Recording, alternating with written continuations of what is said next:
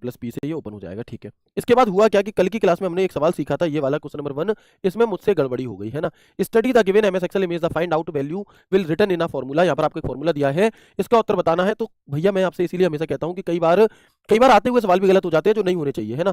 कल मुझसे ही इसमें गड़बड़ी हो गई, ठीक है ना भाई, मैं भी इंसान हूँ, मुझसे भी गड़बड़ी हो सकती है, इसमें कोई बुराई वाली बात नहीं है और मैं उस गलती को एक्सेप्ट करता हूँ।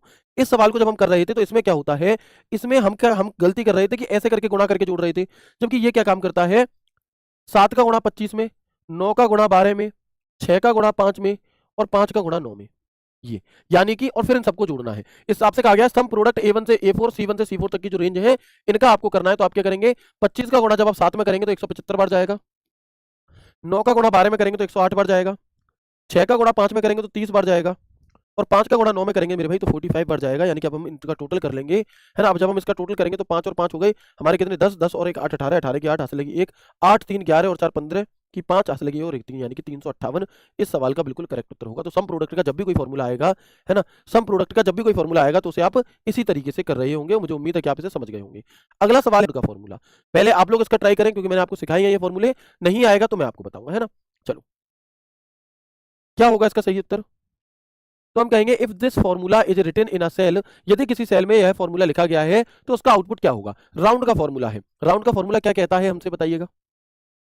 तो राउंड का फॉर्मूला भैया हमसे ये कहता है कि जब भी आप, राउंड का फॉर्मूला ये कहता है कि पहले तो ये देखो संख्या दी है, फिर कॉमा के बाद कोई नंबर दिया होगा, ये नंबर हमें ये दर्शाता है कि हमें कॉमा के बाद में, हमें पॉइंट के बाद में कितने अंक चाहिए, 2 चाहिए। यानी कि इस नंबर को राउंड फिगर करके ऐसा कर दो कि पॉइंट के बाद 2 अंक आए।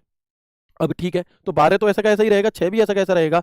अब डिसाइड कैसे करें कि इसे राउंड फिगर कैसे होगा, तो बाद वाली जो संख्या है यदि ये पॉइंट 50 से बड़ी है तो हम इसे क्या करते हैं, यदि ये पॉइंट 50 से बड़ी है मेरे भाई तो हम इसे यहाँ पर, तो हम इसे क्या करेंगे, बढ़ा देंगे इधर, और नहीं तो इग्नोर कर देंगे। अब ये क्योंकि 89.50 से बड़ा है तो हम इसे बढ़ा करके 12.68 कर देंगे और यही इस सवाल का उत्तर है।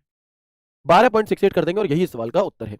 अगर मैं यहीं पर इस फॉर्मूले को थोड़ा चेंज कर दूं हल्का सा और मैं यहाँ पर ये फॉर्मूला बना दूं आपसे, इक्वल टू राउंड 12.6703, अब क्या होगा, अब इस सवाल का उत्तर क्या होगा बताइएगा। बिल्कुल ठीक है, तो अब हमारा आंसर क्या हो जाएगा भाई, अब आप देखोगे चाहिए वही 2 अंक 12.6, लेकिन ये 03 है भाई, 03 को राउंड फिगर करके 8 नहीं बनाया जा सकता, इसलिए हम 7 का 7 रहने देंगे और तब इसका उत्तर 12.67 होता।